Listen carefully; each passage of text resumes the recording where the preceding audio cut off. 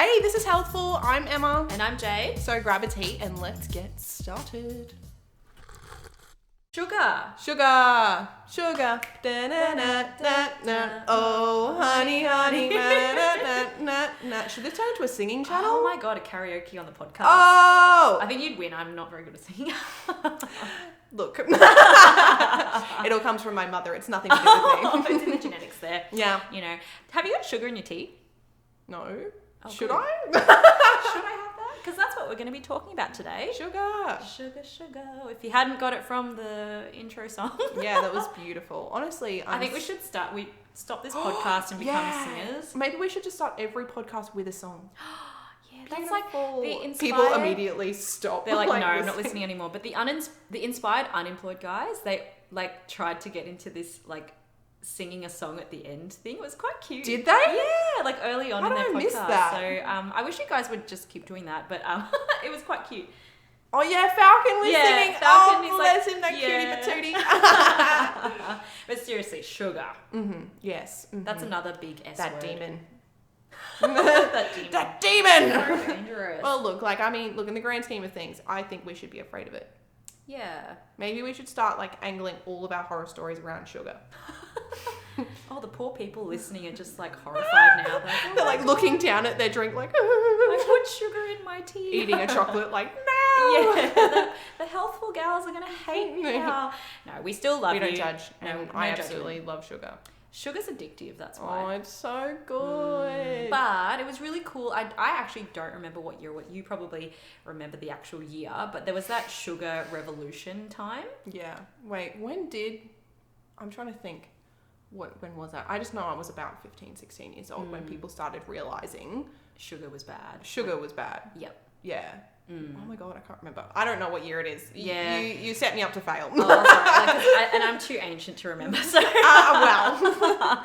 But like that sugar film and I like love that movie. it was such a good film. Like it was such so good. Enlightening documentary. And he is hilarious. It was so funny. And like thanks to I don't even remember what was his name. I can't remember what his name is. Sorry, sir. Yeah, whoever you were, props to you for putting your body through that awful experiment of eating all that low-fat crap and because that's what he did, weight. wasn't it? Anyone who hasn't seen it, he did like this documentary and he studied what happened to his body and he ate very well and he started eating stuff that was targeted at being healthy or good for you and like fat free and all this bullshit that we've been sold, right? And he went through it and he came out so fat. Oh, and so sick. So unwell, that poor guy. Yep. You know, like he was, poor dude. He just wasn't well. Props to that guy for putting his body through all that for the greater good of research.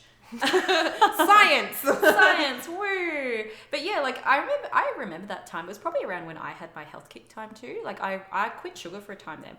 So to clarify, quitting sugar, what does that mean? It's like, so it's like quitting the added sugar, right? Yes. I mean, or like refined sugar. Because, because part of her program, the I Quit Sugar program that chick does, like, you actually go through a period of time where you don't eat like fruit and vegetables. Yeah, like you're minimizing, like, especially the ones that are really high fructose, like say... Carrot.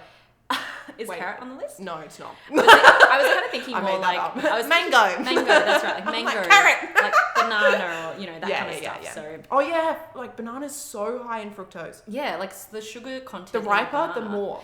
That's right. Yeah, exactly. So it's encouraging like reducing all those type of sugars as well as of course the refined ones like your white table sugar. Cravings, right?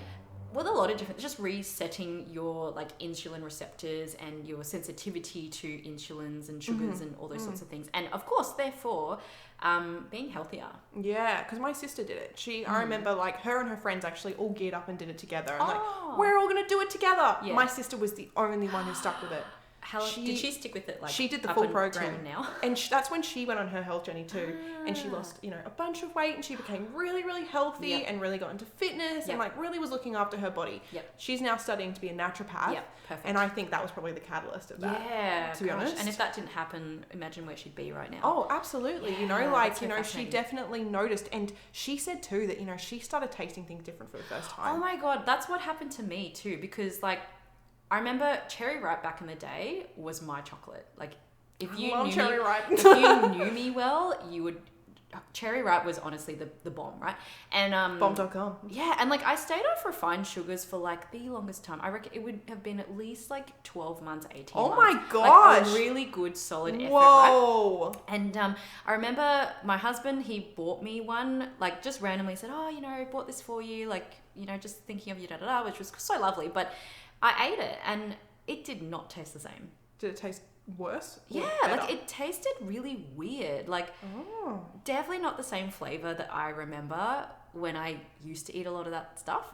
Oh my god, so that's really interesting. interesting. Actually, it's funny you say that because I have noticed that, I'm trying to lower my sugar intake. It's really not good for you. Yeah, yep. And I started getting myself into a habit of having my coffee without sugar, my tea without sugar, and just like trying to not add it where it wasn't necessary. And it was like, at first I was like, oh my god. I did that too. Like, this is nasty. Why do people do this? Then, the less and less I had, the more and more I started getting accustomed to the taste of it. And it was normal. And then if I'd have something super sweet, I'd be like, that is so sweet. And then do you know what that does? What I found anyway is that when you start removing the sugars from things, like the added sugar that you put, like, let's say, for example, like you said, in your coffee or your tea, you actually taste the thing better. Yes. Did you find that too? Like Absolutely. your coffee actually tasted really nice. Yeah, and it's like I actually became better at, eating bitter things. Like I've always been a typical child and like, I don't want anything bitter. Like hate tonic water, hate wine, like all of that stuff because I was like, ew, it needs to be sweet for me to like it. Yep.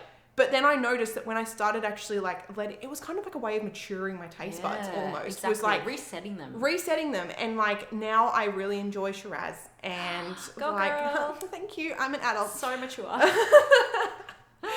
Just call me Doris. Yeah. And like like doing those things. And my sister said too that, she started tasting like when she went off all that stuff and reintroduced it back, carrot and sweet potato tasted like lollies to her. Yeah. Because it was like, and she was like, they are the most tasty things ever. Candy. Like it's so candy. good. What about like, did you ever had like Diet Cokes and stuff like that? Back in the day? No? What do you mean? Like did. Oh. Look.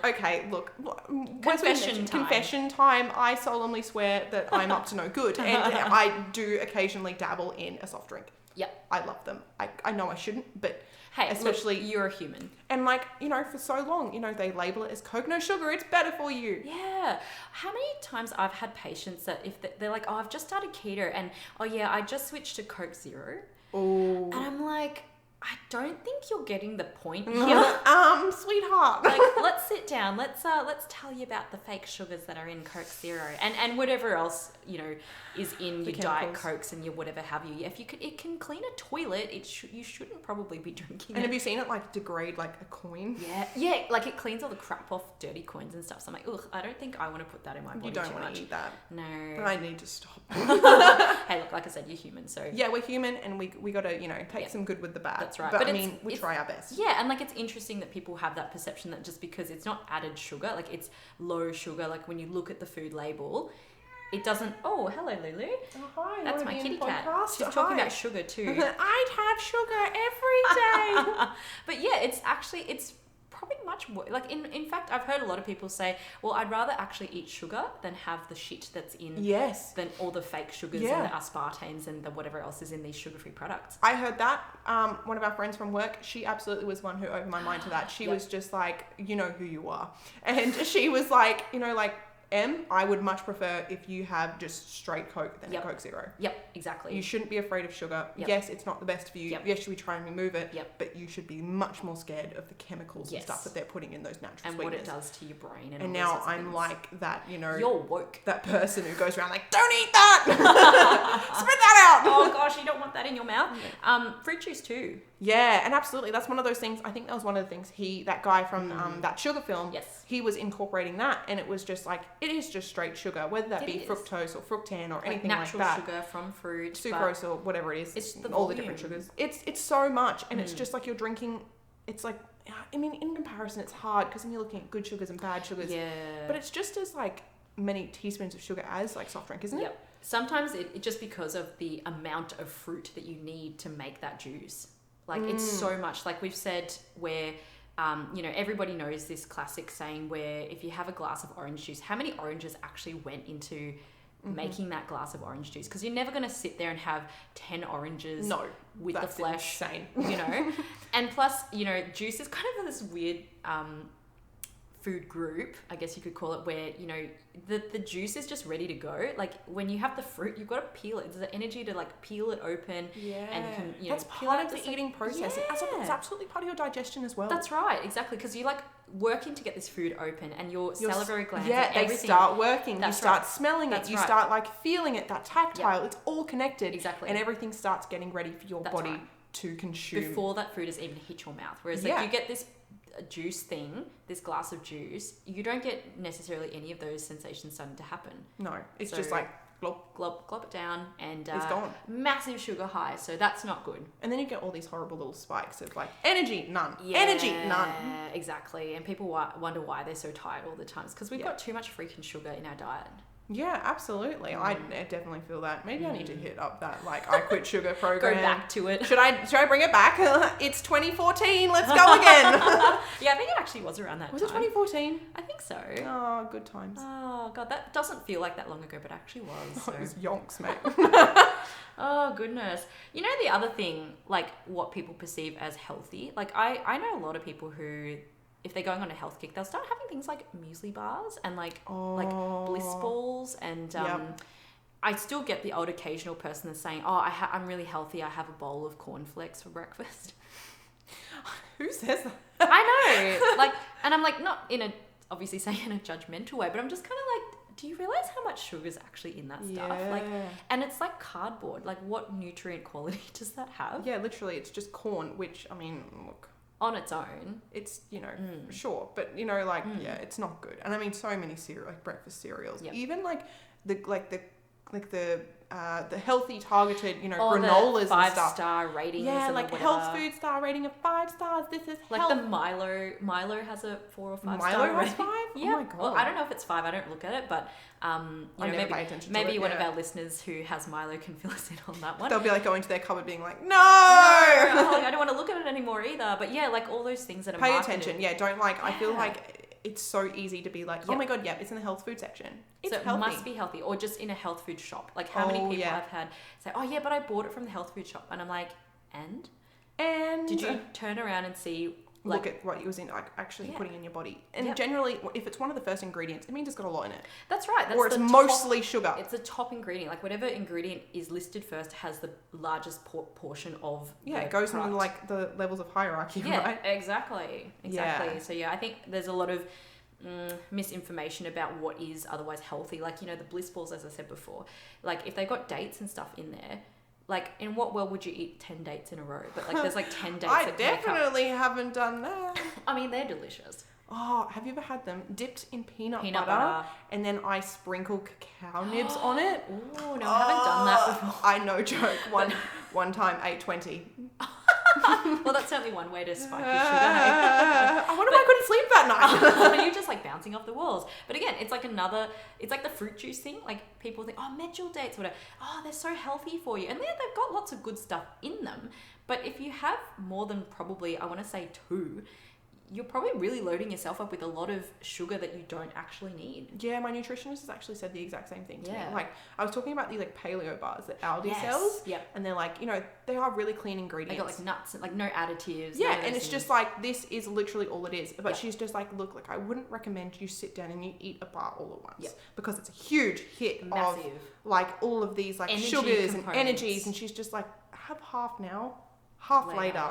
And then you keep it more consistent. Because otherwise you're just pumping yourself full of sugar and like all of these like carbohydrates and and I'm just like, oh, okay, whatever. And like, but the thing is, everyone would absolutely look at that bar and be like, healthy. That's healthy. I eat the whole thing in one and I'm great. I might as well have 2. My brother-in-law eats like 2 or 3 at a time. And I'm like, so many. No, stop. And like some of the like muesli bars, like not to name any names, but like the more common ones that you can just see down the cereal aisles, like how much actual added sugar some of those have. Like we're talking about some of these bars that don't have added sugar. They use like dates or like rice malt syrup, which I suppose is still kind of like an added sugar. It's a weird one. It's a weird one. It's like it's an on the fence one. On the fence. On the fence. It's a grey area. Yeah, we don't talk about that one. But like muesli bar, like again, I don't want to name. I was going to say the name. Don't say the brand. But not say the brand in case I get in trouble. But so much added sugar, and then of course some of them have like oats in there, which oats otherwise. Oats is another weird one, like the insulin spike that you can get from just having oats. I don't really eat oats, so I don't really know. I love oats, but I don't eat a lot of them. Yeah, I mean porridge. I mean, like porridge is great, but like I can't eat oats for my own digestion. Yeah, fair enough. It's fine. Yeah, but it's just like so many of these foods that are marketed, they're otherwise like healthy in some ways, but if you're looking at it from a sugar content or like what it's going to do to your physiology, like spiking your sugars, your insulin levels, that kind of stuff. And that's like just because, you know, like we're talking about insulin and, you know, things like that and glucose, it doesn't mean necessarily like if you're a diabetic you should be worried.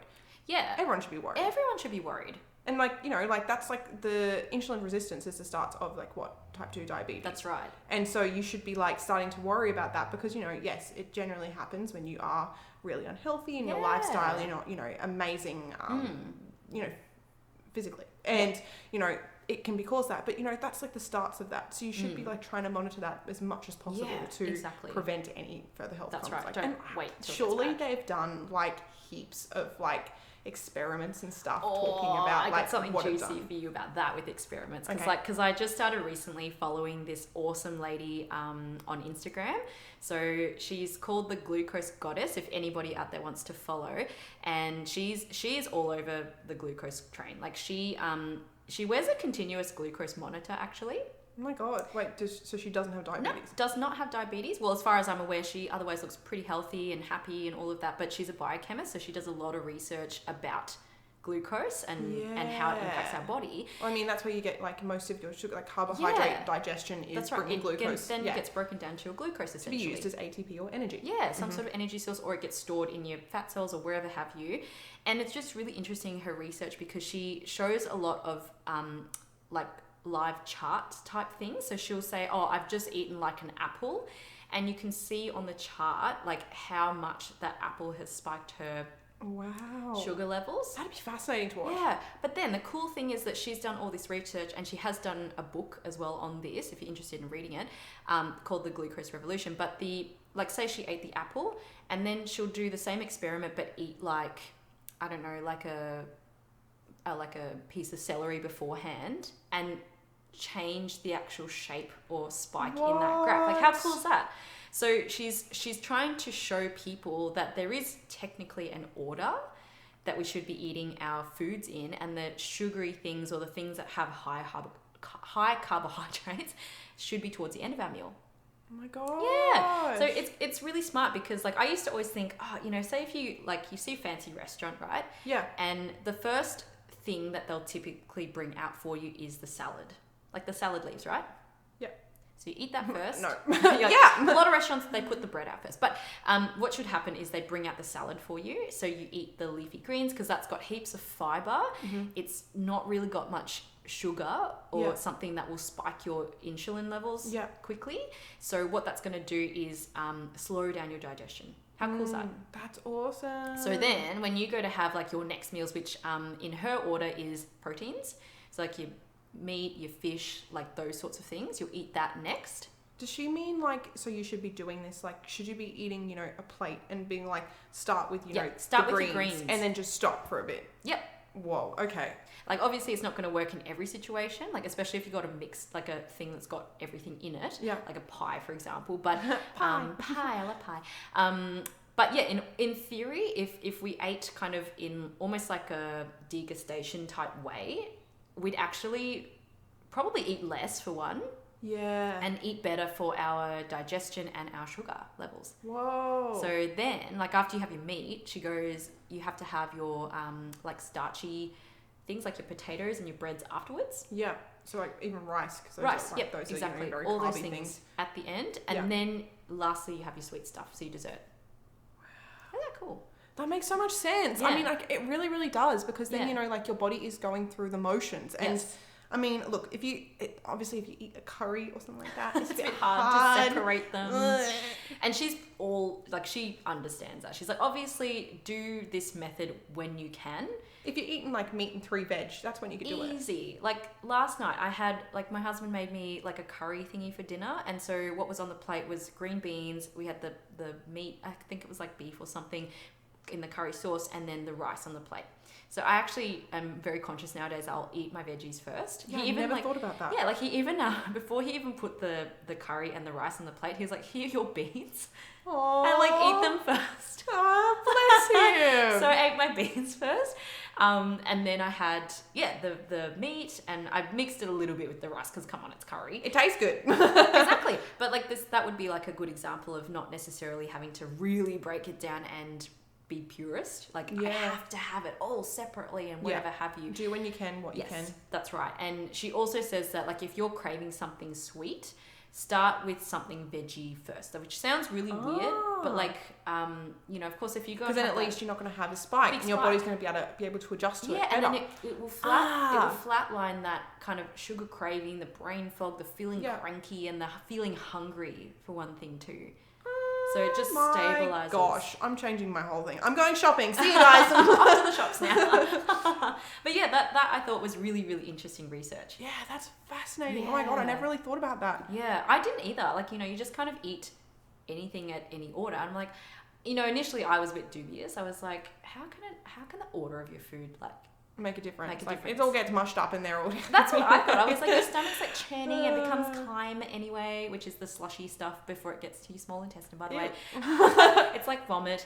Nice. Great imagery. But it makes sense, right? Like having your fibrous things that will fill and slow your digestion down to start with. Yeah. And then you leave your sweet stuff till later. Because also then you probably won't really feel like you need to have much of the sugary stuff at the end. Because you're full on everything else. And I mean, look, in the grand scheme of things, you should be eating slower than we do anyway. Yeah. I am a massive culprit of this. I just gulp that stuff down. I'm like, this is my last meal. I must eat it all at once. I've got to eat it now. Or you're in such a rush to eat it. I've definitely done that before. Yeah. And like, oh my God, I don't have long for lunch. So I've got to really wolf this thing down. And so you're not even like chewing your food even tasting properly. It. Your digestion system isn't working. Yeah, like the other thing is like chewing your food properly. Mindful eating and intuitive eating. We need to touch on that. Like we will do a separate podcast on that because, that needs to be discussed. Yeah. Oh, 100%. Absolutely. I had to do a quick check on the Glucose Goddess Instagram page because I really wanted to like show an example, like another example of some of the research that she's done. So the one I'm looking at right now, so she always recommends having a veggie starter. Okay. So in this case, this person's had a bowl of mac and cheese. As a starter? As a starter. Oh my God. No, not as a starter, but like they just ate it. I was going to say, I'm like, wow. So they're doing it right. Oh, sorry. There's the music. So this person's had the bowl of mac and cheese, right? So the spike's gone really high. And then all they added for the veggie starter was some carrots and hummus. Oh my gosh. Yeah, how cool is that? Oh, wow. Okay. All right. Next time I go out to a restaurant, I know what I'm doing. Yeah, I'm going to have some carrots, please. I just want to plate carrots. Nothing else. Don't even cook them. I just want them raw. Raw and real. Oh. Were you just plugging my Instagram? That's not what it is about, right? I don't endorse raw food. Raw. Yep. Being raw. Being raw and real, as you said. Raw and real nutrition. That's Em on Instagram. Yeah. And over here we've got Captain Jade Sparrow. And in general, it's Healthful Podcastgals. Yeah, that's us. On Instagram, because again, somebody annoyingly stole the Healthful podcast and doesn't have anything on it. Rude. Very rude. But hit us up. We'd love to hear your thoughts on the matter. Maybe you've done like the whole I quit sugar or something like that. Let us know what happened to you. It's fascinating. I'm tempted to do it. Yeah, I think you should. You can be like an experiment. We can experiment on me. Yeah. Experiment on me, and then we'll just vlog the whole process or something. Yeah, love it. That's on our YouTube channel. Yeah, we need to hit that up. Totally. Which, by the way, we don't have a YouTube channel. By the way, guys, it's a platform so far that we just upload the podcast to. Yeah. But yeah, maybe something that we could think about in the future. Wow. All right. Well, that was great. Peace out, Girl Scouts. Don't have too much sugar, guys. Yeah, never. Think about the order of your food.